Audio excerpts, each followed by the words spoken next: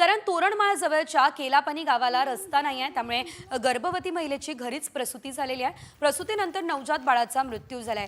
तर महिलेची प्रकृती बिघडल्याने बांबूची झोळी करून 15 किलोमीटरचा प्रवास करून तिला रुग्णालयात दाखल करावे लागले। रुग्णालय गाठण्यासाठी तब्बल 5 तासांची पायपीट करावी लागली।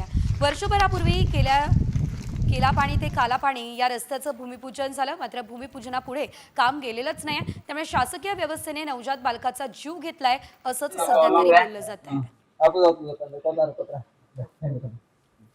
सॉरी कालापानी ते केलापानी हा रस्ता जो आहे तो 15 किलोमीटर सॉरी 5 किलोमीटर मंजूर आहे। आमदार ॲडव्होकेट के.सी. पाडवी यांनी हा रस्ता मंजूर करून दिला आहे, माजी आमदार। आणि तो रस्ता आजपर्यंत ठप्प आहे, पेंडिंगमध्ये आहे। 25 जानेवारी 2024 रोजी या रस्त्याचे भूमिपूजन करण्यात आले होते। तरी देखील या रस्त्याचे आजपर्यंत काही काम केलं नाही। 1 वर्ष उलटून गेले, 1 वर्ष होऊन 1 महिना झाला, तरी देखील त्या रस्त्याची कोणीच हालचाल करत नाही, कोणते अधिकारी येत नाही आमच्यापर्यंत, ठेकेदार येत नाही, कोणीच नाही। त्यामुळे ही घटना घडली आहे।